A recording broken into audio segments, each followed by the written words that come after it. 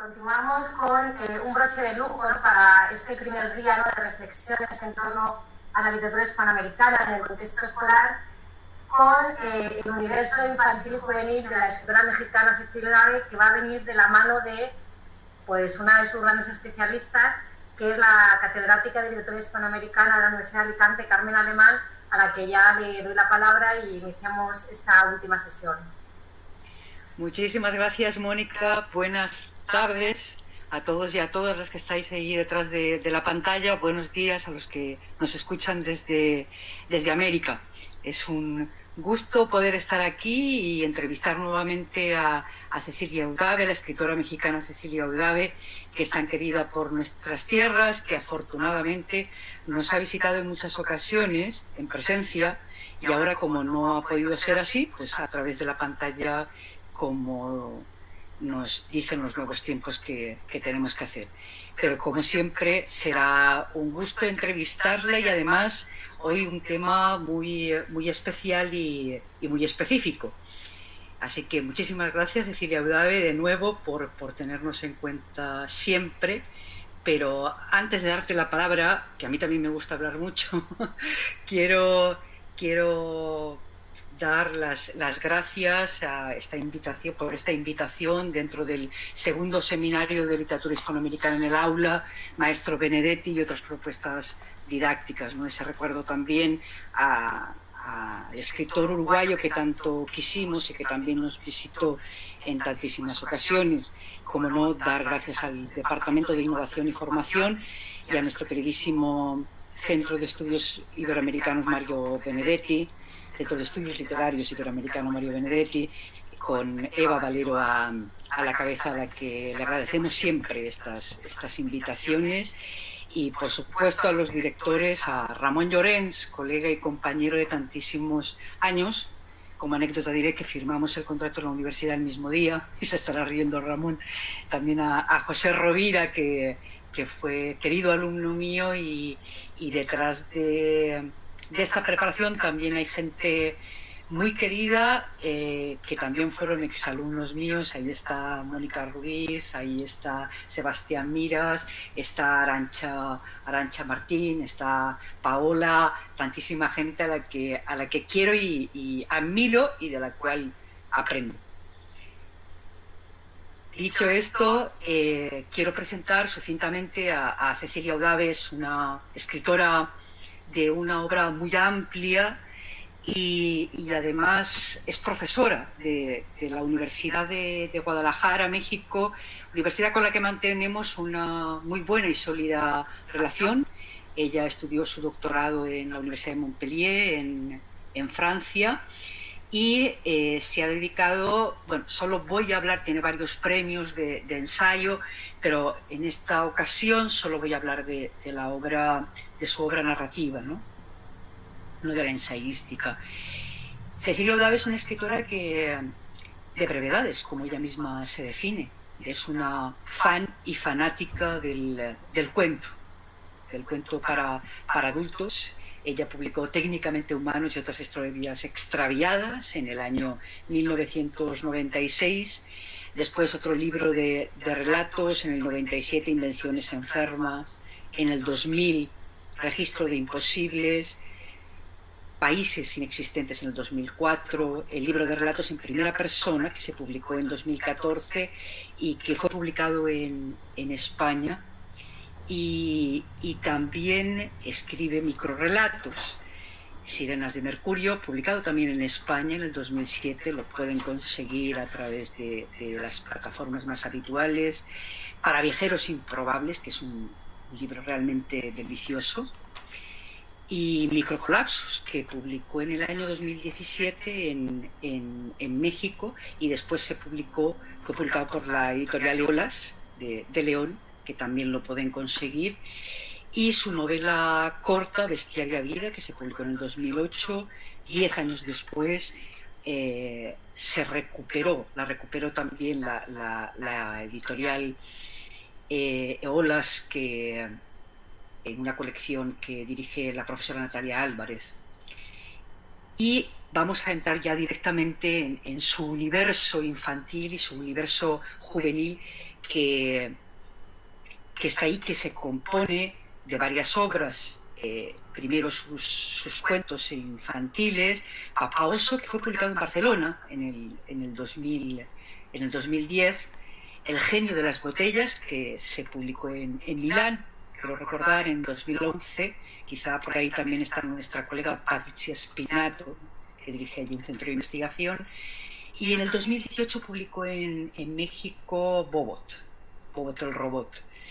Creo que, Cecilia, nos vamos a centrar básicamente en estos libros, pero también, si te parece, en la segunda parte de nuestra conversación, o quizá al final ya de nuestra conversación, aprovecho y hago un inciso, y es que después ustedes también pueden preguntar, y después de la conversación entre Cecilia Eudave y yo, y pasamos a la literatura juvenil, que está formado por 3 obras. La primera, La criatura del espejo, que fue publicada en el 2007 y traducida al coreano, ni nada más ni nada menos, en el 2013, El enigma de la esfera en el 2008 y Pesadillas al mediodía en el 2010. Quiero decirles que esta trilogía, que está protagonizada por una mujer, una investigadora de lo paranormal, creo que también hablaremos de todo esto, Cecilia, porque es muy interesante. Yo creo que es la primera investigadora de lo paranormal, ¿no?, dentro de las novelas juveniles en América Latina. Y estas fueron publicadas en México, pero se pueden encontrar ahora como audiolibro a través de Storytel, ¿no?, por si a alguien le interesa. Y en el 2015 publicó una obra también en México muy interesante que se titula Aislados, y que va sobre las redes sociales, ¿no?, los jóvenes y las redes sociales. Entonces, disculpa que haya hecho un resumen demasiado abreviado de tu currículum, pero creo que lo que queremos todos es escucharte. Así que de nuevo, buenos días para ti y muchísimas gracias por estar ahí, como siempre.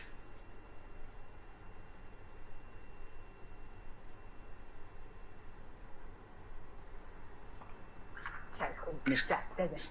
Es que esto de las tecnologías, y aunque no es demasiado temprano, a veces pasa, ¿no?, que no acabo de estar del todo.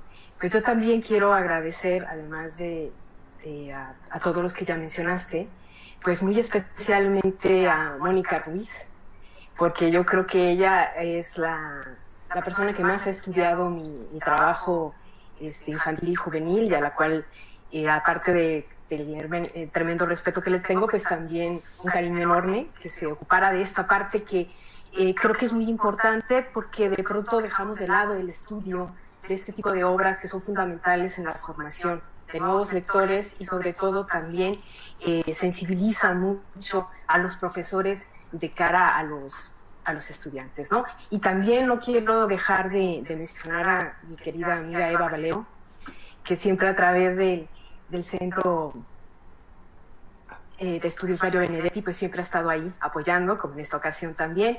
Y bueno, a José Rovira también agradezco su invitación, igual que también a Ramón Llorens por ello, ¿no? Y bueno, pues ahora sí, Carmen, empiezo. Conversar contigo, espero que la pasemos muy bien. Siempre nos reímos, yo creo que nos reímos, nos gusta mucho la literatura, conversar sobre literatura, y en esta ocasión pues también dirigido a un gran público, ¿no? Y yo quería empezar, si te parece, por algo general, ¿no? Algo general como es ¿por qué escribes? De entrada. Bueno, yo creo que siempre me pongo más nerviosa cuando tengo que hablar de mi obra que cuando estoy hablando de otros autores. Eso es ahorita siento así como una especie de taquicardia de la emoción, ¿no? Porque generalmente siempre estoy hablando de otros escritores o de otras escritoras, y en esta ocasión me toca hablar de lo mío. ¿Por qué escribo? Creo que primero sería importante señalar que antes de escribir fui lectora. Yo creo que es fundamental, ¿no? Sí. Pero además tú porque me conoces, pero quienes nos están escuchando saben que no, no lo conocen. Yo tuve un problema de dislexia. No una dislexia tan fuerte, como hay grados, pero entonces yo empecé a leer bastante tarde. Yo no entendía por qué las otras personas sí podían leer y yo no podía leer, o sea, había un problema ahí que no acababa de entender mucho. Y fue gracias a mi profesora de primaria, de primer grado, que se dio cuenta de ello y empezó a trabajar conmigo. La importancia de los maestros, ¿eh? La importancia de los maestros, de detectar ese tipo de problemas, ¿no? Y motivar a la lectura. Y por eso yo creo que yo les tengo mucho cariño a todos mis primeros profesores, porque fueron mis formadores reales, ¿no? Entonces, recuerdo que pues yo era guadalupana y estaba en un colegio de monjas y la monjita fue la que se dio cuenta de ello y empezó a trabajar conmigo y me dijo algo que nunca voy a olvidar. Si crees, tú puedes. Todo está en ti y puedes hacerlo. Te va a costar más trabajo, pero lo vas a hacer. Y recuerdo perfectamente la primera palabra que leí en mi vida, que me hubiera gustado que hubiese sido otra palabra, pero fue la primera palabra que pude leer realmente yo, porque a veces memorizaba las cosas, ¿no? Porque tuve una madre muy linda que tampoco nunca se dio por vencida, porque siempre decía que podíamos ser mejor y vencer cualquier cosa. La primera palabra que leí fue rata. La recuerdo perfecto en ese pizarrón negro de tiza, pero también recuerdo la enorme sonrisa de mi profesora, ¿no? De mi profesora, Conchita se llamaba, nunca la voy a olvidar, y a partir de ahí me di cuenta que podía leer. Entonces leí todo lo que pudiera. Leía los envases, los anuncios, cualquier cosa, porque temía que se me fuera a olvidar la posibilidad de leer. Y creo que esa circunstancia me orilló a ser una gran lectora, ¿no? Después mi padre también fue un gran lector y se dio cuenta y empezó a acercarme a distintos tipos de literatura. Obviamente la dislexia trajo consigo también una especie de tartamudeo, porque costaba trabajo. Entonces no era un tartamudeo natural, a veces me sale cuando estoy nerviosa, porque era de ansiedad, de nervios. Y fue también otra profesora que yo tuve, María de Jesús, que nunca la voy a olvidar, que en primero de secundaria se dio cuenta de dos cosas fundamentales en mi vida. Una, que el tartamudeo era nervioso y que se podía corregir. Y el otro era que la vida no se ve borrosa, que necesitaba lentes. Porque yo toda la vida había visto, pues, pensaba que como podía leer perfectamente bien, que pues a cierta distancia todo el mundo ve borroso. Y no, nunca lo comenté, nunca dije nada, y ella se dio cuenta en el momento en el que no me sentaba detrás y no alcanzaba a ver muchas cosas y mis compañeros. Cosas que uno puede decir, ¿cómo es posible? Bueno, hace muchísimos años, yo tenía 11 o 12 años en la secundaria, y fue fundamental para mí también eso. Y cómo corrigieron el tartamudeo, y que ahora mucha gente dice, pero si hablas muy bien y te desenvuelves muy bien, a través de la poesía. Qué hermoso. Me pusieron a declamar. Y fue a través de la poesía, y yo recuerdo todavía el primer poema que me aprendí, fue uno de Amado Nervo, que se llamaba Tú antes, tú después, tú en la inmensa hondura del vacío y en la hondura interior, tú en la aurora que canta, tú en la noche que piensa, tú en las flores con ardo y en los nardos sin flor. Bueno, y seguía, ¿no? Y a partir de ahí, bueno, llegué hasta los nacionales y me hice una gran declamadora. También con el apoyo de mi madre y de mis profesores, ¿no? Entonces creo que después de eso, la lectura surge, porque yo nunca pensé ser escritora, Carmen, y tú lo sabes, ¿no? O sea, realmente yo quería hacer otra cosa en la vida. Se sorprenderán las personas que nos están escuchando, pero en realidad yo quería ser tenista. Yo quería ser tenista, nada tiene que ver con esto, lo sé, discúlpenme, pero yo quería ser tenista. Y mi padre hizo todo lo posible para que yo estudiara tenis, estuviera trabajando en esa área, pero después se dio cuenta de que tenía 2 pies izquierdos. No daba pie con bola, como se dice. Y me llamó y me dijo, hija, ¿qué es lo segundo que te gusta más en la vida? Le dije, ¿por qué, papá? Estaba jovencita, tenía 9, 10 años. Y ¿por qué, papá? ¿Qué es lo segundo que te gusta más en la vida? Pues por ahí, hija, porque por el tenis no tienes nada que hacer. Y le pregunté, ¿y existe alguna carrera donde nada más se lea? Sí, sí existe. Pero vamos a ver si después quieres hacer eso, ¿no? Y efectivamente, estudié letras, comencé a leer muchísimo, a muchos escritores que me han marcado, y leer me condujo a escribir, y sigo en esta ruta. Pero jamás me lo planteé, o sea, no nací y dije, quiero ser escritora. No, fue una cosa que el camino me lo fue... Pero me gustaría saber, Cecilia, o sea, ¿por qué quieres escribir? O sea, ¿hay algo que te nace, que dices, yo tengo que contar esta historia? No el para qué escribir, sino el por qué. ¿Por qué escribes? Y aprovecho también la pregunta cuando me digas eso, ¿por qué escribes para niños? ¿Por qué escribo? Creo que se volvió un diálogo conmigo misma. Creo que cada vez que escribo estoy estableciendo un diálogo conmigo misma y al mismo tiempo estoy estableciendo un diálogo con alguien que no conozco.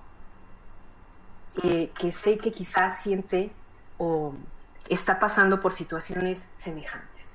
Todas las situaciones son distintas, pero se asemejan a lo fundamental, ¿no? En la manera en la que impactan en nuestras emociones. Entonces yo creo que cuando uno escribe, primero lo hace para establecer un diálogo consigo mismo y tratar de exorcizar muchas cosas que de pronto están ahí y que no tenemos otro medio para decirlo. Finalmente nuestro mejor interlocutor somos nosotros. Todo el tiempo estamos en una especie de diálogo continuo y la escritura fue para mí no solamente un diálogo, sino también la cristalización de muchas de estas cuestiones que yo no sabía cómo manejar en distintos momentos de mi vida. Ahora, no todo lo que escribo me ha sucedido, porque después también sucede que piensan que todo lo que uno escribe es autobiográfico. Muchas cosas nacen de la vida misma porque uno escribe solamente de lo que conoce al final, pero también observando lo que le ha pasado a otras personas, ¿no? ¿Y por qué escribí para niños? Siempre me he considerado un poco polizón de la literatura infantil y juvenil, pero una polizón muy afortunada porque entré en el mundo de la literatura infantil y la literatura infantil me recibió, igual que la juvenil, de manera muy amorosa. Creo que los escritores de literatura infantil y juvenil están más interesados en construir universos para hacer entender a los niños y a los jóvenes todas esas problemáticas que giran alrededor de esas duras existencias. Es duro ser niño, es duro ser adolescente, y se pone cada vez más duro. O sea, cada vez que uno va creciendo van surgiendo nuevas situaciones. Pero yo quería también establecer un diálogo con esa Cecilia niña, que también había pasado por cosas muy duras, y que fue gracias a la lectura, y a la lectura no solamente de grandes de la literatura, sino también de cuentos infantiles, también de los universos maravillosos. Yo creo que de ahí también un gusto por el universo fantástico, no como un espacio de evasión, sino como un espacio de reconstrucción y de confrontación. Discúlpame, Cecilia, pero con las prisas no dije que Cecilia Eudave era fundamentalmente una escritora de lo insólito. Eso no quiere decir que también abarque la realidad y muchos de sus relatos son fantásticos, aunque yo creo que en los últimos años su narrativa se orienta a lo inusual.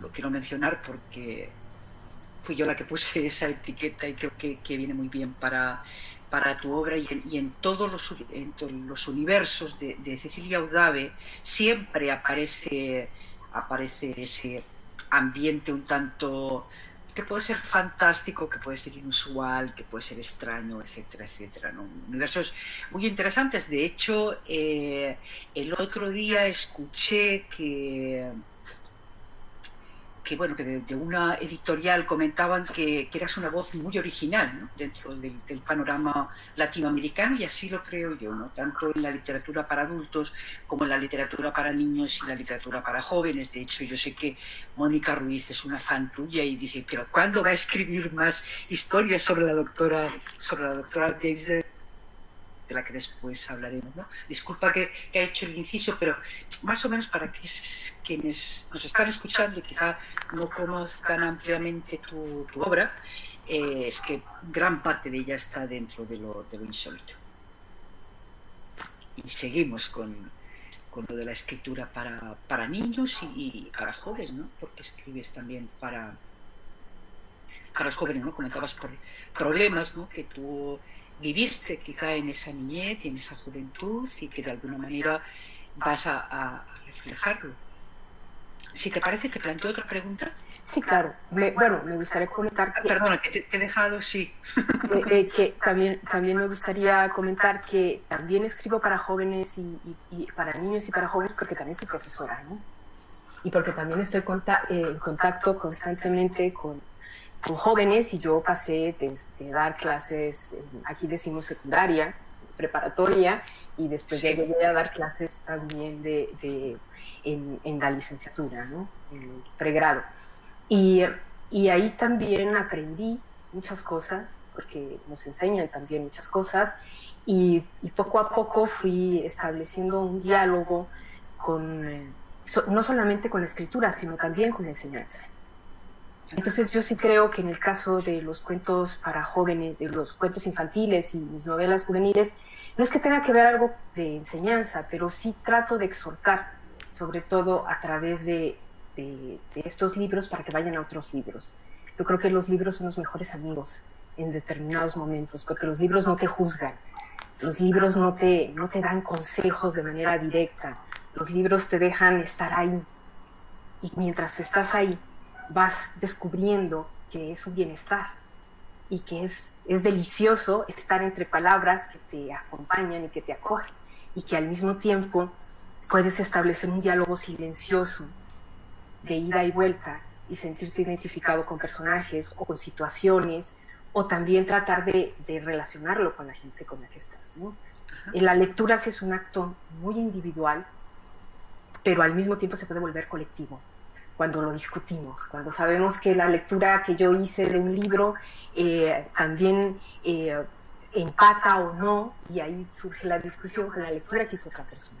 Entonces eso nos enriquece y nos hermana. Tenemos tanto que decir de los libros que leemos como ellos tienen tantos que decirnos a nosotros. Yo sé que hasta, bueno, tu obra de los álbumes ilustrados, ¿no? para niños, hasta el momento has publicado 3. Yo creo que alguna vez te he oído comentar que quieres seguir, ¿no? escribiendo para niños, ¿verdad? Que es uno digamos, de tus proyectos, ¿no? a corto plazo. Pero me gustaría saber por qué surgieron esos libros, ¿no? O sea, por qué surgió Papá Oso y qué es lo que querías decir con ese libro, y lo mismo con El genio de las botellas y Bobot, ¿no? Que es tu última publicación de álbum ilustrado, y después, si te parece, hablamos de la importancia de la imagen, ¿no? De la combinación de la imagen y la palabra. Pero me gustaría saber ahora ¿no? O sea, ¿qué querías aportar? Bueno, en Papá Oso, yo siempre he sido muy intensita, ¿no? Y al ser muy intensa también me estreso mucho. Entonces el estrés en su momento vi que estaba por todos lados. Y los niños son los receptores del estrés de los adultos principalmente, y se estresan también. Entonces traté de imaginarme cómo yo de niña podría manejar una situación de ese tipo. Y me di cuenta, con esta niña grande que soy, porque de alguna manera no he dejado de serlo tampoco, que los niños no pueden manejar ideas abstractas si no las vuelven concretas. Es decir, no funcionan como funcionamos nosotros. Es decir, cuando uno es niño, y lo sé muy bien porque trabajé mucho tiempo con palabras, aprendiéndome palabras, porque no podía entenderlas, las entendía en el mundo de lo concreto, pero al momento de hacer abstracción no podía. Entonces, el discurso para los niños, el discurso solamente hablado, resulta demasiado abstracto. Hay cosas que no podemos aterrizar, y tampoco les podemos hablar como si no entienden. Entienden, pero entienden bajo otra línea, bajo otra perspectiva, vamos a decirlo así. Entonces, cuando construí Papá Oso, recordé que la figura del oso es fundamental en los cuentos infantiles. Sí. Y que es una figura que además tiene muchas variantes. Puede ser el oso agresor, como puede ser el oso maestro, como puede ser el oso cariñoso, como puede ser muchas cosas. Pero está en el imaginario colectivo de los niños. Entonces, otro elemento importante era el papá. El papá también está en todos los cuentos infantiles, y a veces es bueno y a veces es malo. Y de alguna manera quise empatar esas dos figuras para hablar de algo como el estrés, ¿no? Que en la mayoría de los casos recae más en la figura masculina y que en la figura femenina, que tiene otro tipo también de asociaciones, ¿no? Y me di cuenta que la única manera que tenía el niño de entender que el papá no se convertía en un oso porque fuera malo, sino porque era víctima de algo más, era precisamente tratar de personificar el estrés, pero sin personificarlo. Y también tratar de que el padre se convirtiera en algo que no era, pero también de manera bastante sutil. Entonces así fue como surgió. Entonces, no estoy aquí haciendo ningún tipo de me imagino que ya habrán leído Papá Oso, pero también para los que no los han leído no les voy a decir todo lo que hace Ana ahí para ello. Claro. Pero Ana en su imaginación, porque hay que recordar que para los niños la imaginación es fundamental, porque imaginar es crear un espacio donde ellos pueden sentirse seguros. Y al sentirse seguros y dueños de ese espacio, pueden tener mayor movilización. Por eso yo sí creo que tienen que leer muchos cuentos infantiles en ese sentido. Porque eso les permite abrirse entonces a una especie de diálogo con un universo que entienden completamente y que también, del cual pueden salir victoriosos. Es importante que triunfen de alguna manera, por lo menos, no importa el resultado, pero que intenten llegar a las últimas consecuencias, como es en el caso de Ana, ¿no? En el caso del genio de las botellas, me pasó algo... publicado en Millán, ¿verdad? Si no me equivoco, que dije sí. Antes... Sí. Es un texto que esperemos que se recupere pronto para ya el público en general. Sí, porque sí, es un texto muy interesante. Sí, perdón, cuéntame la historia porque yo me la sé en este caso y creo... lo que sucede es que a mí me hicieron una convocatoria, un centro de apoyo a los ecuatorianos en Milán, porque hay mucha migración, y la embajada ecuatoriana, para que escribieran un cuento sobre el maltrato de los padres hacia los niños, bueno, la violencia intrafamiliar. Sí. Y el problema del alcoholismo. Lanzaron la convocatoria abierta, yo no participé en esa convocatoria, no me enteré, pero resulta que no les gustó nada de lo que llegó, porque era demasiado gráfico, demasiado evidente, y ellos querían algo mucho más sutil. Se contactaron con la editora de Papá Oso, sí. Los puso en contacto conmigo y me escribieron. Y entonces surgió Los genios de las botellas, ¿no? Y que vuelve a ser más o menos el mismo manejo. No podemos hacer pensar al niño que el papá es malo, porque entonces se crea una brecha. Y entonces establecí la relación de que había algo que lo hacía así, un poco como el Papá Oso, pero que eran las botellas. Entonces, así como hay genios que conceden deseos, hay genios de las botellas que te curan, las de las medicinas y todo esto, y pues también hay genios malos, ¿no? Y están en botellas malas. Y parece que tuvo muy buena aceptación. No quiero tampoco contar porque algún día lo van a leer, pero es muy lindo cómo se va tejiendo estas historias entre niños para encontrar al genio de las botellas que concede los 3 deseos. Y ya sabemos qué tipo de deseos, ¿no? Pero mientras va sucediendo todo esto, se va tejiendo ahí. Una historia... Y también se van tejiendo tus universos, ¿no? Por lo que acabas de comentar, ¿no? Como hay elementos que se relacionan. Y Bobot, bueno, a mí Bobot me salvó la vida, de alguna manera. Es un libro que también toca mucho a los adultos. Yo creo que también los otros libros, porque al final el que lee el libro al niño es el adulto, y va también con esa intención de que el que lo está leyendo aprenda a verse, o a ver cómo lo puede ver un niño desde ese ángulo. Y aquí yo quería hablar sobre la competencia feroz que hay ahora, ¿no? Esta cuestión de que tenemos que ser los mejores para todo, y cómo eso frustra mucho, porque uno hace su mejor esfuerzo y no gana. Entonces pareciera que los premios son los únicos los que determinan nuestra valía de frente a la sociedad, o de frente a la familia, o de frente a los amigos. Y no, lo verdadero está en ser uno mismo, y disfrutar lo que hacemos. Parece que ya no disfrutamos. Los niños van y yo veía en estas escuelas donde los hiperactivaban, y a veces también son felices haciendo sus monstruitos de plastilina sin necesidad de ya salir de preescolar como escultores. O sea, creo que hay que dejar que los niños también disfruten su niñez. Y eso es su opinión, por supuesto. No es que no estoy en contra de hiperactivar todas esas cualidades, pero yo sí creo que no todos los niños responden a los estímulos de la misma manera. Y hay que dejar que ellos también elijan. Creo que es muy bonito poder elegir desde que se es niño. No está mal si yo elijo, si soy chico, en vez de una pelota roja, una pelota morada o rosa, porque me gustó más el color. No sé, eso no dice nada, es una elección. Entonces yo sí creo que los niños están muy dirigidos a encasillar su imaginación. Tienen que imaginar de esa manera y tienen que actuar de acuerdo a esa manera. Y no, son los que más nos enseñan. Son los que están ahí todo el tiempo desafiando. Son los que ven una ola pequeña en la gran ola, que son los que salen al jardín y están construyendo grandes aventuras. Entonces, ahora los niños se aburren porque creen que tenerlos ocupados es saturarlos.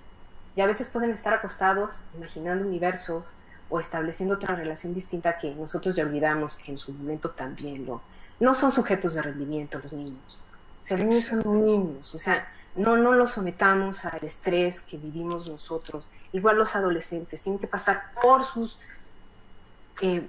momentos, y tienen que ser intensos, y tienen que equivocarse 1000 veces, y hay que dejar que se equivoquen 1000 veces, porque si no aprenden. Y no hay que obligarlos nunca a hacer cosas que no quieran hacer. Al final, la vida nos acerca a nuestra ruta. Entonces, eso es lo que me ha enseñado escribir literatura para niños, principalmente, y para... Te voy a comentar una curiosidad. Aquí juego con ventaja, porque tú decías que Bob te salvó la vida, ¿no? Al escribirlo, pero yo sé que también estamos hablando de álbumes ilustrados, ¿no? Y eso es importante, y ahora te preguntaré algo que ya adelanté antes, y es la importancia de la imagen, ¿no? en el texto, en este tipo de volúmenes. Yo sé que tú dibujaste un Bobot. Tú dibujaste la historia de Bobot, yo vi los dibujos, y bueno, después ya cuando una editorial quiso publicarte el libro, se lo encargó a un profesional, ¿no? Pero creo que de alguna manera esos dibujos también servían para confeccionar, digamos que había un tránsito, creo, entre la imagen y el texto, ya en tu caso, ¿no? Yo no sé cuando tú viste la imagen de Bobot hecha por el profesional, ¿qué viste en ese Bobot tuyo? Siendo una imagen que no era tuya y el texto es tuyo. Bueno, seguramente me puse roja yo cuando dijiste eso de que yo había dibujado. Pero es verdad, ¿eh? Sí, pero y cuando dije que salvó la vida también, porque estaba en un momento de mucho estrés en el que veía que me esforzaba y no veía resultados, ¿no? Y entonces volví a recuperar a esa Cecilia niña y dije, pero si aquella era súper esforzada y no le importaba si no llegaba, o sea, iba al día. Entonces pensé en escribir un cuento para mí, cuando era niña. Y surgió Bobot, ¿no? Y entonces todos los días, durante un mes, me levantaba y yo ya tenía el texto, pero ahora el reto era dibujarlo, porque al dibujar uno también dibuja sus emociones. Yo también por eso creo que los niños sería un buen ejercicio que después incluso de leer un texto que les guste mucho, dibujaran su propio Bobot, porque se están dibujando a ellos mismos, ¿no? O dibujaran su propia familia también, porque al hacerlo también están dibujando la familia de Papá Oso, o trataran de hacer, a través del dibujo, salen otro tipo de emociones que no salen en el momento en el que uno está escribiendo.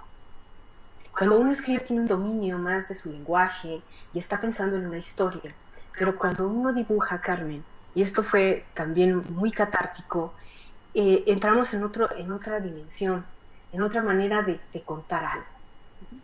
Es una especie de traducción, pero no quería que fuera una traducción literal, sino fuera una traducción emocional. Entonces, mi Bobot, que aunque no fue el que quedó, porque precisamente no es tan profesional, sí era un Bobot muy entrañable. Había algo en él que le daba vida, que le daba vida. Era muy como tú, era muy Eudave. Tu Bobot era un Bobot Eudave, ¿no? Pero ya le haremos llegar esa versión a Mónica, seguramente, para que ella también la tenga y la conozca. Pero yo sí creo que la imagen a veces acompaña muy bien el texto. He tenido la fortuna de que me han tocado grandes ilustradores que han entendido y se han sensibilizado con el texto. Pero a veces hay ilustradores que pueden estropear un poco el texto, en el sentido que están contando otra historia que no es tu historia. Yo creo que para alguien que escribe cuentos infantiles y que después se van a ilustrar, es importante encontrar a alguien que acompañe el texto, que lo enriquezca, no que lo transforme. Claro. Y que también piense que son para niños, porque también ahora hay unos álbumes ilustrados que son una belleza, pero son para adultos. O sea, un niño ya no conecta con esas ilustraciones tan sofisticadas. O sea, son demasiados elementos ahí que pues no pueden apreciar. Entonces yo sí creo que hay que tener mucho cuidado también, que los libros infantiles pueden ser para nuestro niño interior ya siendo grandes, pero también hay otros libros infantiles que van explícitamente dedicados a cierto grupo de personitas pequeñas que necesitan empezar a entender el mundo abstracto desde lo concreto. Y que después eso les va a favorecer mucho también para interactuar con los demás, ¿sí?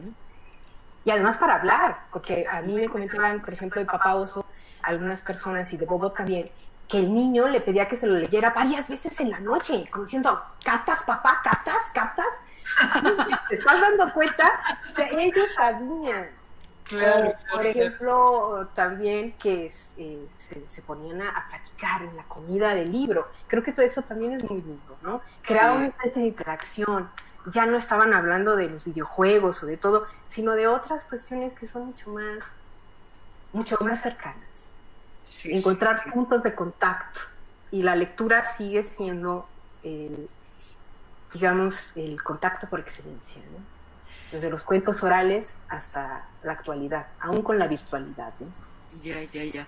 Mira, Cecilia, yo estoy viendo y el tiempo vuela, pero si te parece, te voy a plantear ya una observación, medio pregunta, antes de pasar a las novelas, un poco para hablar de las novelas juveniles que también son tan interesantes. No sé si sabes que Mónica Ruiz y Paola Madrid Moctezuma, dos exalumnas a las que quiero y admiro muchísimo, van a publicar un artículo sobre Papá Oso y Bobot, ¿no? Que se titula El álbum ilustrado como recurso didáctico para el desarrollo del imaginario infantil literario, Papá Oso y Bobot. Y me llama la atención porque tú utilizas una serie de recursos que podríamos pensar que son para adultos, ¿verdad? Por ejemplo, tú utilizas mucho la metaforización, ¿no? Y ellas dicen lo siguiente, yo te lo leo para que reflexionemos un poco sobre lo que dicen. Dice, como lecturas implementadas en el aula, se convierten en textos profundamente simbólicos e imaginativos con los que la autora, fiel a su poética miscelánea, ensancha el cauce de la literatura infantil del siglo XXI con juegos de alegorías, metaficciones y perspectivas de construcción de realidades que dotan de gran calidad literaria al universo infantil odaviano. Entonces, claro, me llama mucho la atención porque están hablando de textos profundamente simbólicos, también de imaginativos, que eso debería estar per se, ¿no?, en los textos. Pero esas alegorías, metaficciones y construcciones, ¿no?, de la realidad tan peculiares, ¿cómo logras hacer eso? Estos recursos, que es casi para el mundo de adultos, llevarlo al mundo de los niños. Porque me imagino que serás consciente de que tú estás conformando un universo muy particular en el que la metaficción está ahí, la metaforización, etcétera, etcétera, ¿no?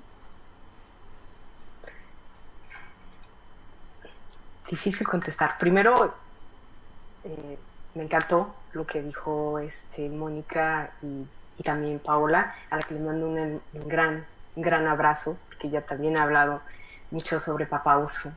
Sí, también sobre Bestiaria Vida. Y sobre Bestiaria Vida, y bueno, y además es mexicana. Lo cual nos hermana todavía más. Un mexicano siempre es mexicano, esté donde esté. Yo creo que volvemos a lo que ya había mencionado, ¿no? Nos olvidamos de que los niños, particularmente porque voy a hablar de Papá Oso y de Bobot, van construyendo un universo que, sin saber que es metafórico, lo es. Y van construyendo no símbolos, sino una especie de mundo simbólico.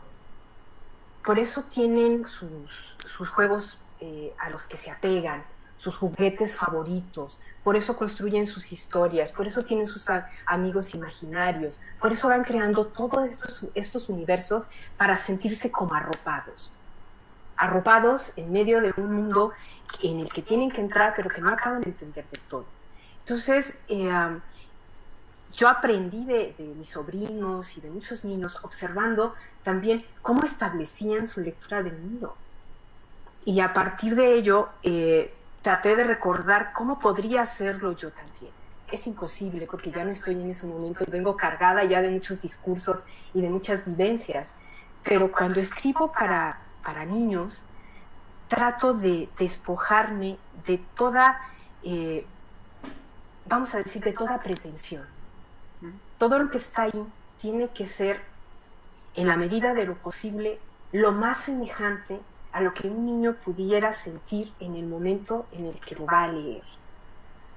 Tarea difícil. Yo siempre he dicho que los escritores infantiles son los escritores más audaces de la literatura. Son los que no están buscando el protagonismo, son los que verdaderamente están escribiendo para otros.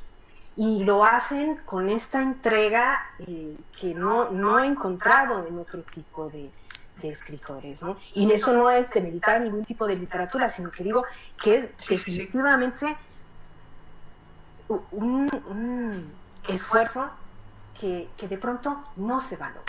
La sencillez del lenguaje, la sencillez de las imágenes, de las imágenes literarias estoy hablando, ¿no? Esa sencillez es lo más difícil de lograr.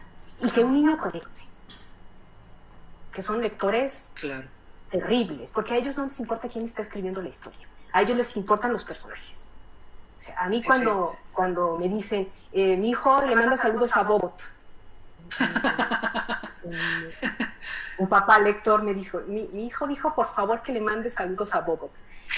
Eso ya es haber llegado a tocar a un niño que cree que Bobot, por eso es tan importante la cuestión de creer, existe. Y si cree que existe, entonces esa posibilidad de todo lo que él hace también lo puede hacer él. Si lo hace Bobot, yo lo puedo hacer. Claro, si Ana descubrió mundo, ¿no? a su vida cotidiana, sí. Ahora, sí hay mucho de metaficción también, necesariamente. Me encantó lo de una poética miscelánea porque eso es muy lindo. Es decir, que sí, o sea, podemos integrar muchas cosas e integrar desde recursos muy eruditos hasta recursos mucho más familiares o personales o recursos del momento mismo en el que se está escribiendo, ¿no? Y eso también establece una relación contextual con los lectores, aunque a mí me gusta la temporalidad. Yo quisiera pensar que cualquiera de estos libros, en algún momento, en cualquier época, van a seguir funcionando. Eso también depende mucho de la imagen. Cuando son ilustrados, a veces la imagen envejece, pero las historias no. Y ahí a veces también las historias envejecen, ¿no? Que eso pasa con la literatura para adultos. Pero cuando no son atemporales. Exacto, tú estás hablando de la cuestión atemporal. Lo de la temporalidad. Cuando se logra, cuando es algo totalmente de nuestra condición humana, como creo que es en el caso de estos 3 textos, la competencia, el estrés, o en el caso de ahí no saber manejar la violencia intrafamiliar, esas cosas ojalá desaparecieran con los siglos, pero vemos que se recrudecen a veces, o que se van convirtiendo, van mutando, ¿verdad? Son emociones o son situaciones mutantes. Pero en el caso de la temporalidad, tenemos cuentos que nunca pasarán de moda y lo único que hacen es actualizar un poco la imagen a los contextos, ¿no? Por eso estoy pensando en la historia de los 3 cerditos, ¿verdad? El trabajador, el flojo, y ahora lo que hacen es actualizar la imagen y sigue revitalizándose. Alicia en el País de las Maravillas. ¿Cuánta gente no ha hecho muchísimas recreaciones, películas y ilustraciones y sigue funcionando? Entonces, sí creo que hay textos, pues yo no sé si serán los míos, pero me gustaría, como comenté, me gustaría que lograran pasar la barrera del tiempo y se convirtieran en atemporales y que estuvieran ahí acompañando a los niños, ¿no? Mis mejores amigos de niña fueron los libros. Todavía los recuerdo. Si te parece, como tenemos así, bueno, todavía nos queda más o menos un cuarto de hora, pero pasamos al universo juvenil y lo voy a introducir. Bueno, yo también soy una devota de la doctora Julia Dench, ¿no? Me parece un personaje fabuloso, pero yo creo que Mónica Ruiz todavía lo es mucho más que yo. Tanto es así que ha publicado un artículo que tú conoces, que se publicó en Brumal, titulado La narrativa juvenil de Cecilia Eudave, una propuesta postmoderna entre lo fantástico y lo inusual, ¿no? Y he extraído un párrafo, digo, como introductorio para hablar de esta trilogía. Debo confesar que a mí la que más me gusta es la segunda entrega, quizá porque sea más para adultos, ¿no? El enigma de la esfera me pareció una obra maestra, la verdad. Y decía Mónica Ruiz, la trilogía juvenil de la doctora Julia Dench se convierte en una propuesta transgresora de la literatura infantil y juvenil que se construye a sí misma desde la subversión marcada por la posmodernidad. Cecilia Eudave forja en estas novelas imágenes tan diferentes e insólitas para la narrativa juvenil del siglo XXI que el lector se siente retado, su comprensión se libera, su curiosidad aumenta. Y entonces se interroga: ¿para cuándo una nueva aventura de esta psicóloga experta en fenómenos paranormales? ¿Para cuándo, Cecilia Eudave, ampliaremos esta trilogía? ¿Y por qué surgió este personaje tan entrañable, tan inteligente, tan como para querer? Me parece un personaje inolvidable, la doctora Dench, ¿no? Háblanos un poquito de ese... Pues estas novelas fueron por encargo, las 3. Yo nunca las hubiese escrito si no hubiera sido porque me las encargaron. Y también tuvo que ver un poco el azar, porque yo revisando el spam de mi computadora vi que había propuesta para escribir una novela fantástica de terror para una colección. Y lo abrí y me interesó y dije, ¿por qué no? Es un buen reto. y necesitaba en ese momento de mi vida un buen reto. Y lo acepté. Gustó mucho La criatura del espejo. Sí. En ella hice muchas concesiones porque sí es la más juvenil de las tres. Pero luego dije, bueno, quien lea este libro seguramente va a continuar leyendo el que sigue y el que sigue, entonces voy a construirlas para que después también me lean como adulta.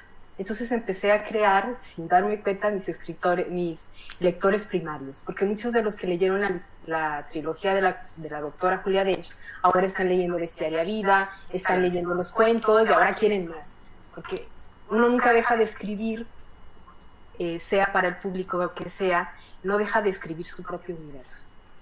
Además, yo en todos lados, desde joven, como fui doctora joven, en todos lados era la doctora Eudave. Entonces, la doctora Eudave, la doctora Eudave, la doctora Eudave. Entonces, y sobre todo también cuando como escritora era la doctora Eudave. Pero tengo que hacer un inciso porque en México, por ejemplo, sí que es verdad que haber hecho la tesis doctoral, tener el grado de doctor, es muy importante y además muy reconocido, ¿no? Siempre se dirigen a ti, algo que hemos perdido aquí, que es doctora Eudave, ¿no? Por eso que lo de doctora, vamos, que por aquí no es doctor alemán, pues yo tampoco lo he oído muchas veces, ¿no? Aquí no es tan, digamos, usual como por allá por México, por eso hacía en general en América Latina, ¿no? En América Latina, efectivamente. Viene sí. el título. Exacto. De doctora. Pero me parece hermoso, como una diferencia, ¿no? Doctora. Sí, oiga, pero bueno, doctora.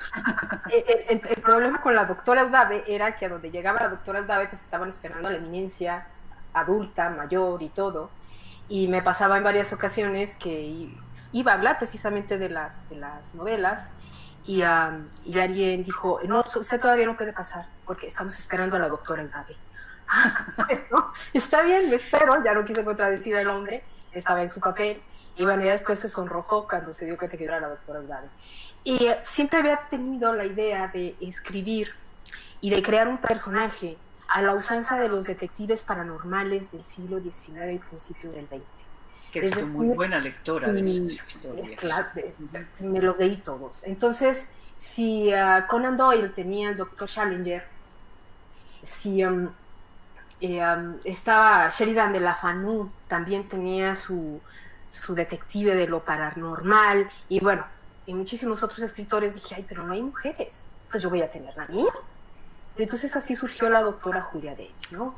Como una mujer que se dedica a estudiar fenómenos paranormales, pero lo que más le interesa no es el fenómeno paranormal en sí, explicarlo, sino lograr que quien lo sufra encuentre si es una proyección de sí mismo o en realidad está frente a un fenómeno sobrenatural. No quisiera comentar mucho de todas ellas, pero para que se animen a leerlas, pero en el primero tiene que ver con el conflicto de pasar de la niñez a la adolescencia, en el caso de La criatura del espejo. Desde el inicio la metáfora es muy clara, el niño le da un puñetazo al espejo y de ahí sale. No cuentes más.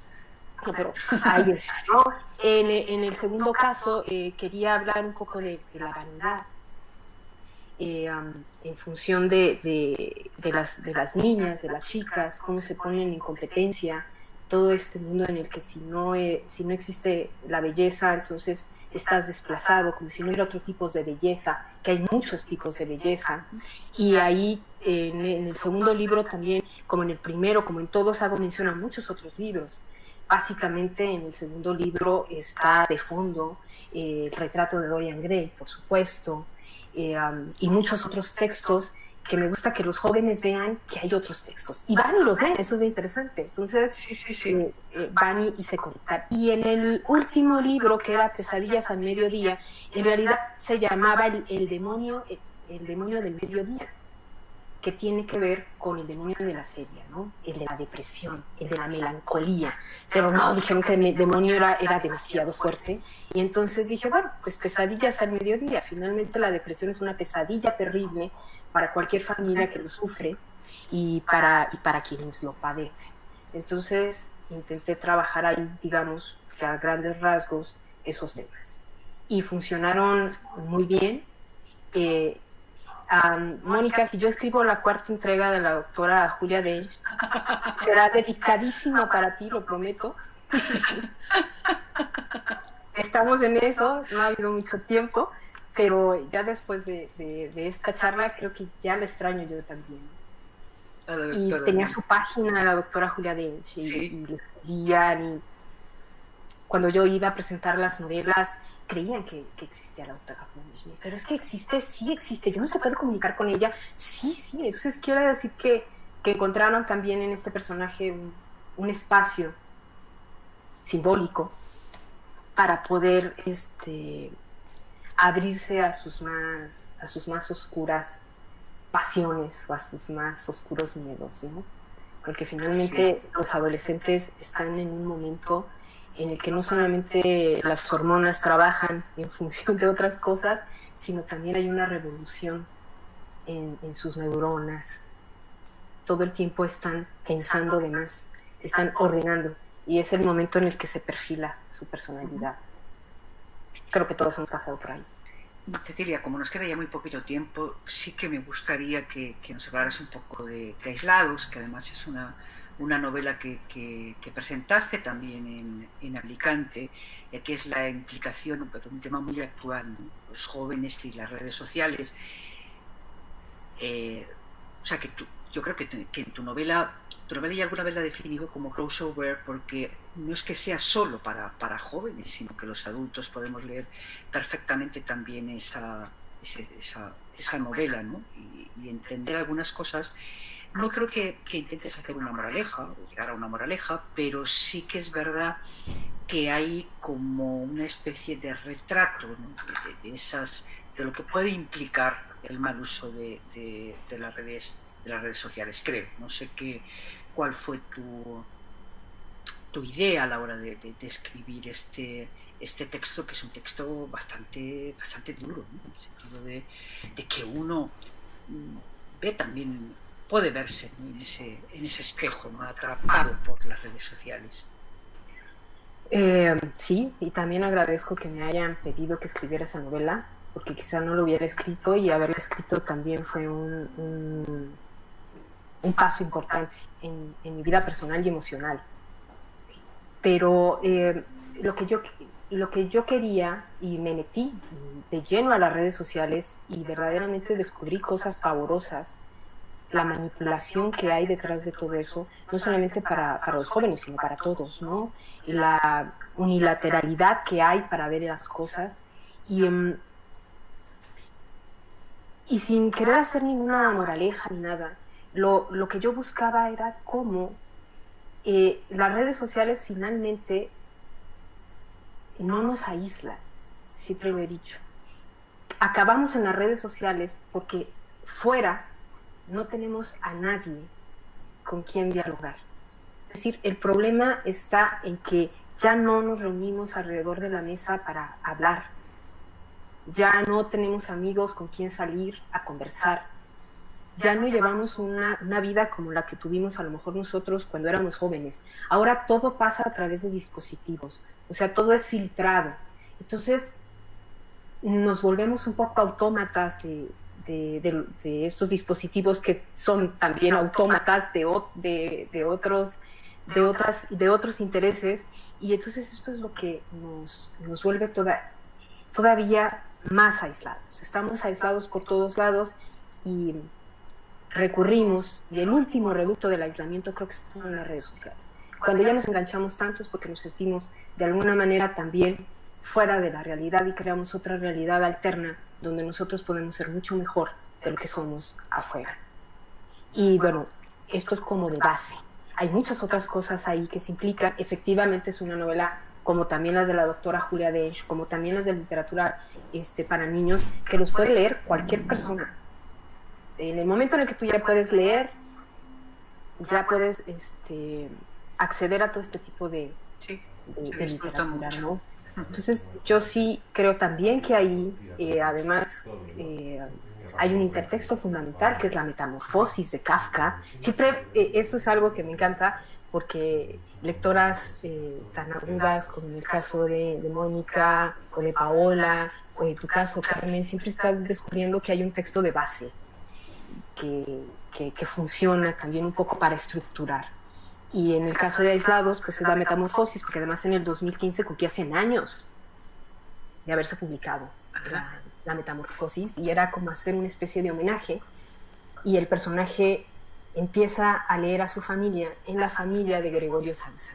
Entonces ahí hay una puesta en escena entre nuestras familias y cómo nosotros también nos estamos convirtiendo en una especie de bichos distintos, monstruos diferentes en relación a ellos, ¿no? Entonces, creo que también hay un homenaje muy claro, porque también cumplía 100 años de publicado, si no me equivoco, Alicia en el País de las Maravillas, y también sí. hay toda la parte virtual es como entrar en el País de las Maravillas, ¿no? Entonces hay una deconstrucción, hay un juego interesante que se puede recuperar cuando los chicos lo leen, y que funciona porque ya hay como un discurso anterior, un reconocimiento anterior que los hace más empáticos. O sea, no están ante algo que desconocen.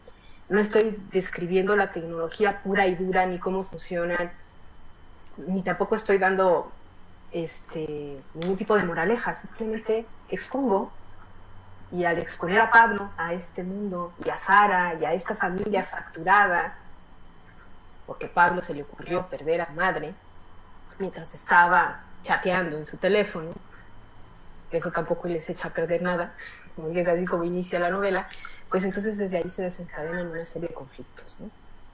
Y encontrar a la madre es lo de menos. Bueno, sucediendo.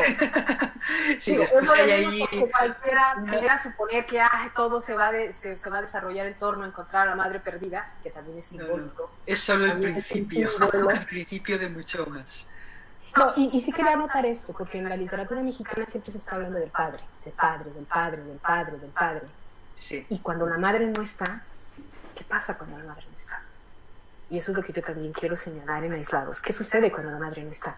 Es esa figura que siempre está detrás de todo y que está detrás de nosotros, que siempre está ahí, detrás, detrás, detrás.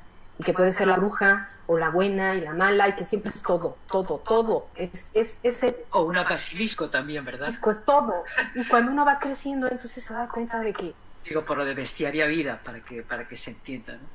Nada en el mundo se compara a tener una madre, la que sea, como sea. Es decir, que están en su papel y son súper necesarios, ¿no? Entonces creo que esa novela también, para recuperar un poco esta figura que ha sido un poco manipulada, personales que uno quiere escribir cuando escribe, pero que también impactan en la novela y que también deben de impactar en los adolescentes, porque de adolescentes con las madres somos muy injustas. Yo creo que casi todo. Muy bien, Cecilia. Yo creo que bueno, nos están siguiendo bastantes personas y creo que hay preguntas que te quieren formular a través de YouTube. Yo creo que ya de que pregunten. Tus palabras, como siempre, es un gusto escucharte y es un gusto ver tanta inteligencia detrás de esas palabras que son imágenes. Muchas gracias, Cecilia, de verdad. Bueno, pues muchas gracias a la doctora Alemán y a la doctora Eudave, ¿no? Por esta... Las doctoras. Triunfa. Alemania Eudave es un binomio que siempre triunfa, ¿no? Entonces, yo cuando Cecilia me tenga tu defensa oficial me voy a presentar de presidenta. Agradezco a todos los alumnos porque está el chat de YouTube, tenemos casi 200 espectadores conectados y están haciendo muchísimos comentarios. Pues antes de lanzar todas las preguntas, pues quiero lanzarte un montón de felicitaciones que nos han hecho llegar por el chat. Te agradece que hayas sacado primero el tema de la dislexia. También tenemos muchos maestros y maestras conectadas del máster de investigación. Entonces hay maestros que te agradecen, ¿no?, que hayas sacado el tema de la dislexia, ¿no?, para tratar. Te felicitan también por esa frase, ¿no?, que has dicho, de que los niños tienen que ser niños y que no podemos someterlos a los estrés de los adultos. Y bueno, como hay bastantes preguntas hoy, que empiezan a lanzar alguna, hay también nivel, las preguntas, ¿no? Nos preguntan por ahí ¿qué piensas que hay del tenis en la escritura? ¿Cómo se controla la mente y los golpes? Ahora ir empezando un poco a desgranar las preguntas, ¿no? Y pues simplemente comentarte que te estaban felicitando, te agradecen. Sí, Bueno, Nacho Ballester fue el que hizo esa observación, que está muy interesado por el tenis y su influencia en otras áreas. vamos a empezar por esa pregunta. Bueno, esto es algo que me gusta mucho, ¿no? De hecho, ahorita que está el Roland Garros y todo esto. Recuerdo que mi maestro de tenis, todo pasa por los maestros, es que es increíble. Recuerdo que mi maestro de tenis, pues veía que yo tampoco no era muy afortunada, pero me decía que el tenista juega contra sí mismo.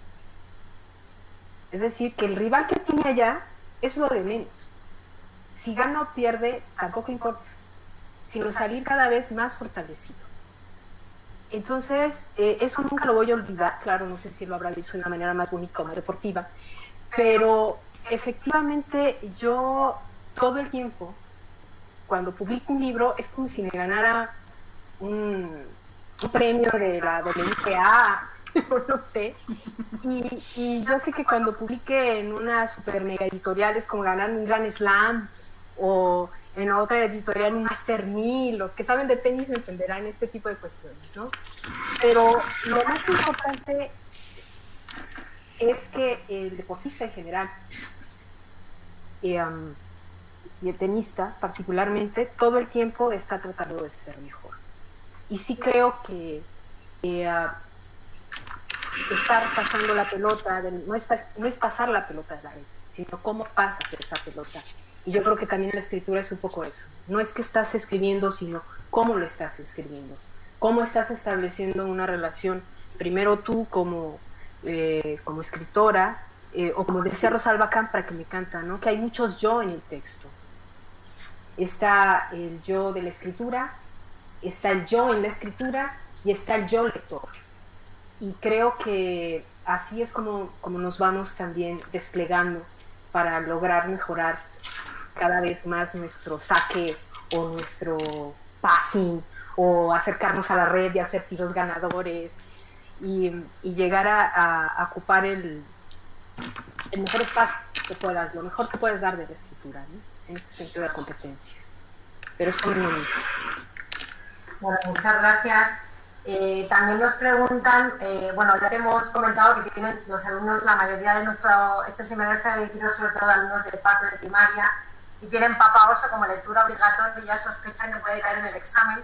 Entonces preguntan que en el caso de que implementaras, que fueras maestro y quisiéramos implementar este cuento en el aula, ¿qué valores piensas que te pueden transmitir a través de Papa Oso, ¿no? ¿Qué estrategias, qué valores, por qué recomiendas que se implemente en el aula el cuento de Papa Oso?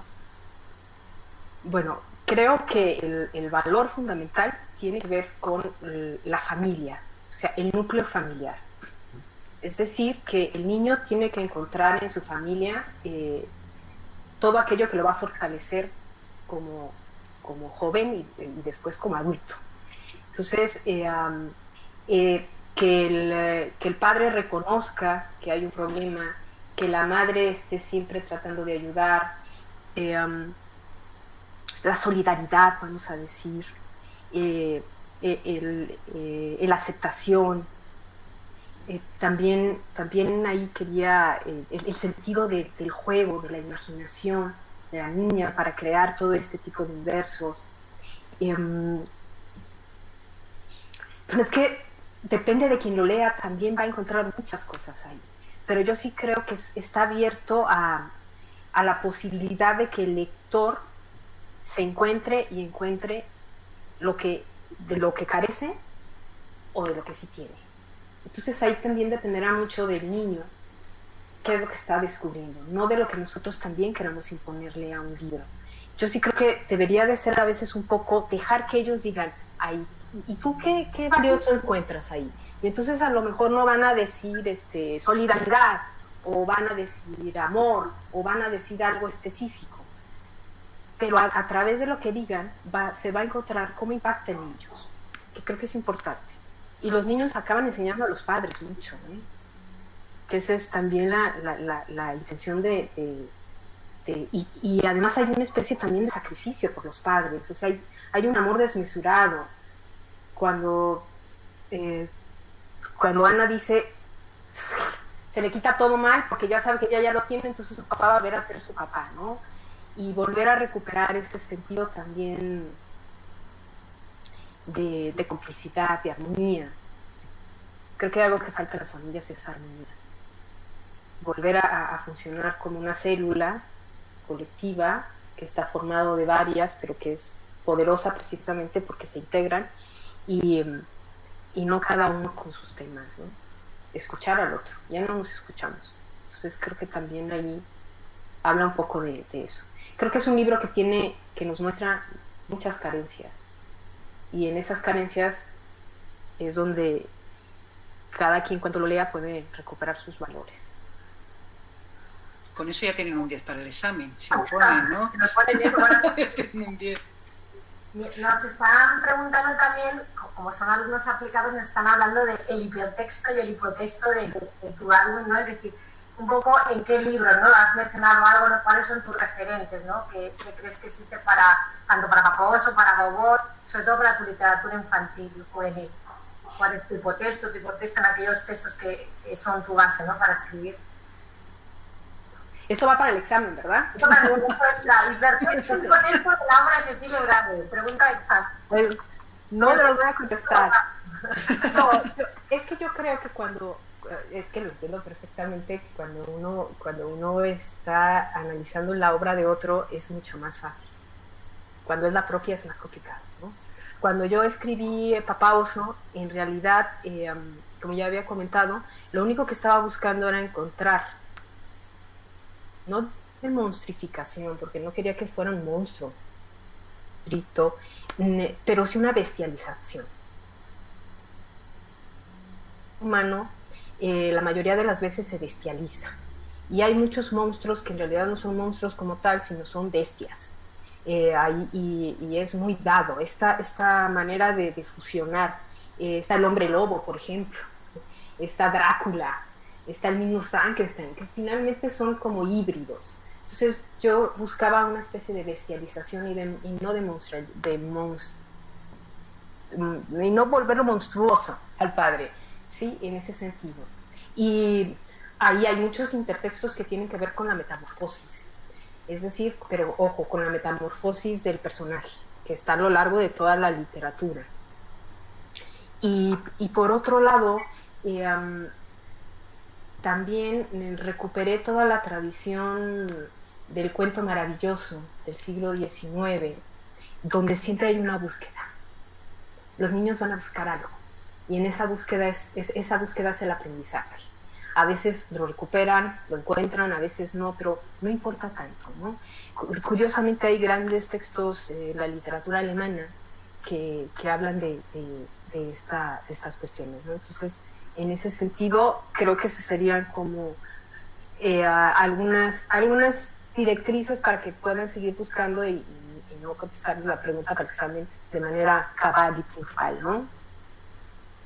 A ver, nos preguntan también que si, por ejemplo, es una de las inquietudes más creativas, ¿no? Que si cuando has escrito una historia dirigida a un público infantil o juvenil, ¿has tenido en mente algún niño, alguna niña concreta, alguna joven, algún joven que has conocido?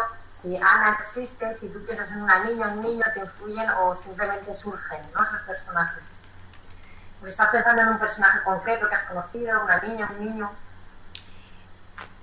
Siempre habrá personajes que aparecen ahí, pero generalmente son los secundarios, los que tomo prestados de algunas personas. Pero los personajes principales, sean hombres o mujeres, invariablemente nacen de la propia experiencia, aunque no necesariamente pasen por esas situaciones.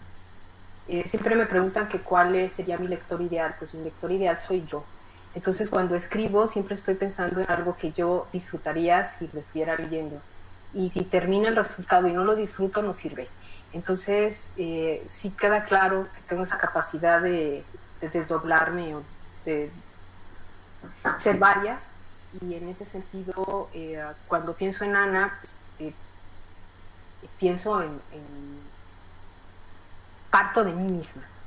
O sea, casi todos mis personajes principales parten de mí misma. En la literatura para adultos suelen ser bastante patéticos. En el caso de la literatura para niños y para jóvenes son bastante vulnerables. Y yo creo que si funcionan es porque uno es vulnerable y lo acepta también en el momento de escribir. Insisto, no es que pase por esas situaciones, pero me imagino cómo sería, porque también he estado en situaciones vulnerables, como todos, ¿no?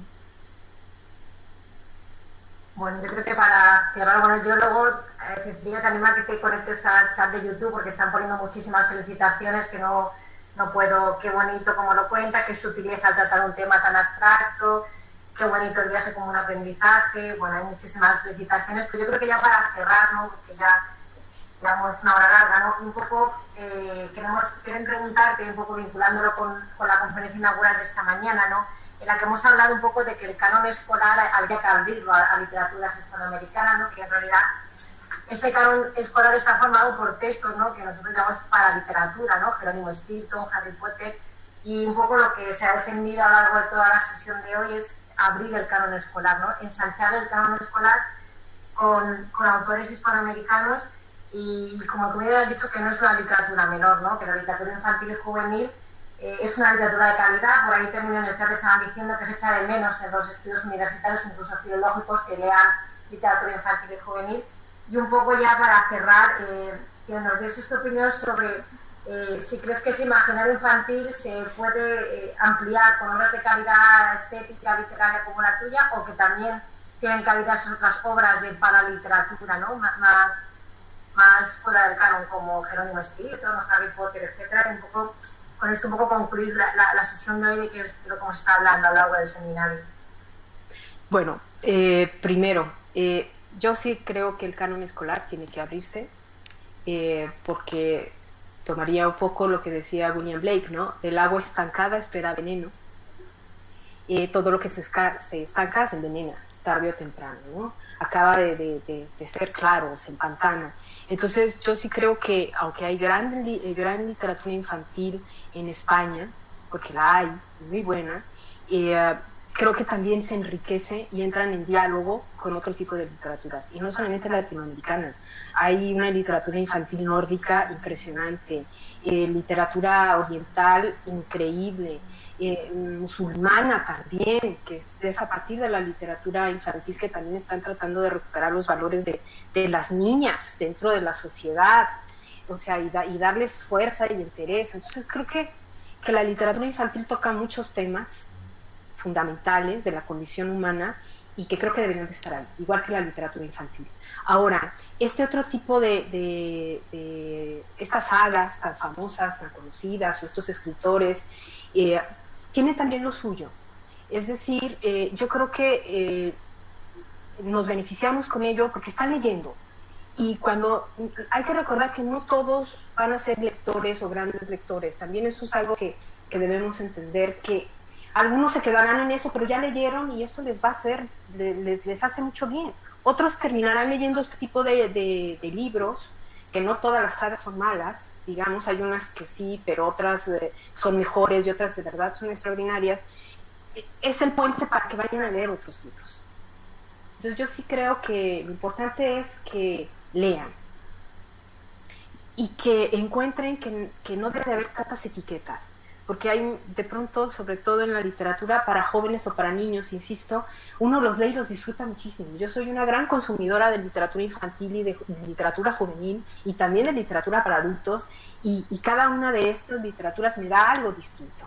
Entonces yo creo que lo importante es leer, y de pronto me sorprende gente muy jovencita leyendo para viajeros improbables o leyendo otras cosas, y eso ya tiene que ver con el lector precoz. También hay lectores precoces.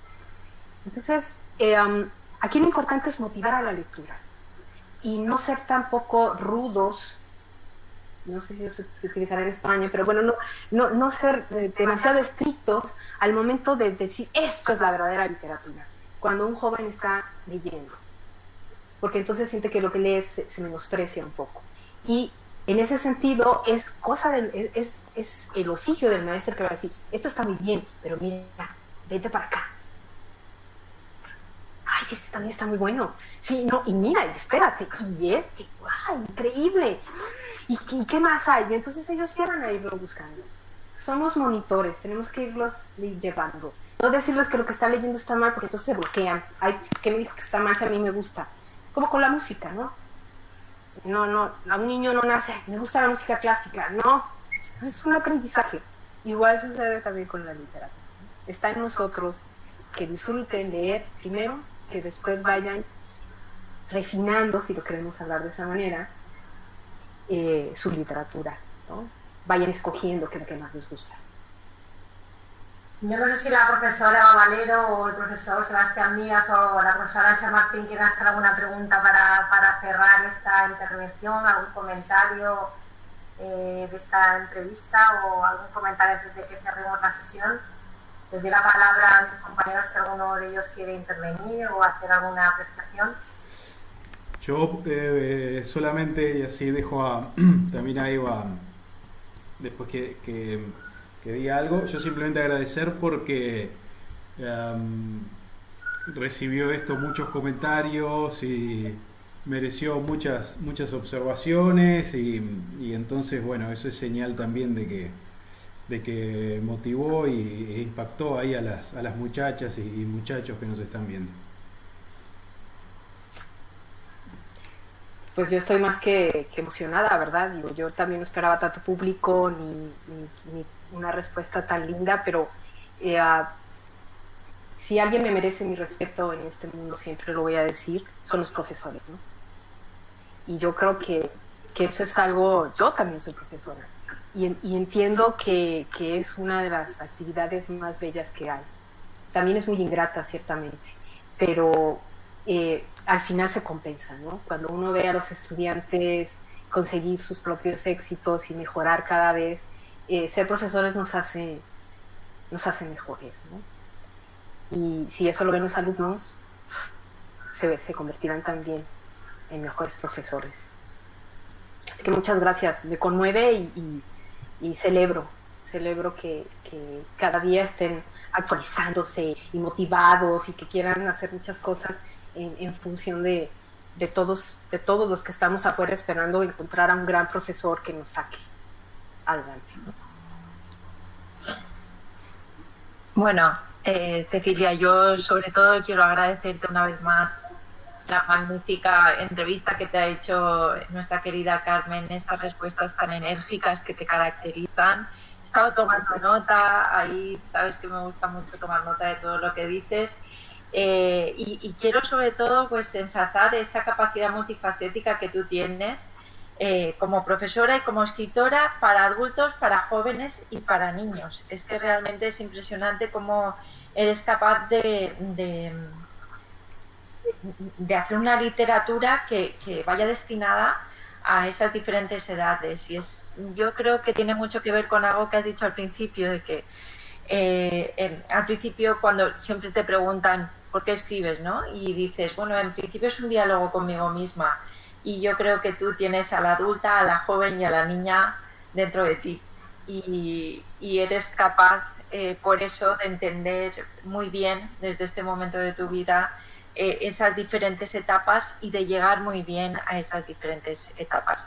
Yo doy fe de que mi hijo disfrutó mucho de tus libros infantiles, y ahora que va haciéndose mayorcito, sé que ya dentro de poco podrá empezar a enfrentarse a las novelas juveniles que tan interesantes son y que tocan temas tan absolutamente de actualidad como son los temas que tú has tocado en la narrativa juvenil. Así es que, bueno, yo creo que ha sido muy fructífero, como siempre, escucharte y verte. Y es una alegría inmensa. Muchísimas gracias, Cecilia. Bueno, pues muchísimas gracias, Eva. Y aquí, como para acabar de completar lo que nos preguntó Ignacio, es como poder jugar en tenis singles, dobles y mixtos, ¿no?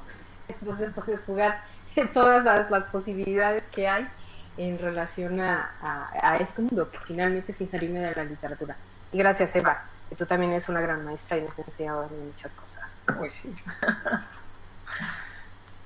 Bueno, pues yo creo que es un colofón de lujo, ¿no? Para esta primera sesión del seminario.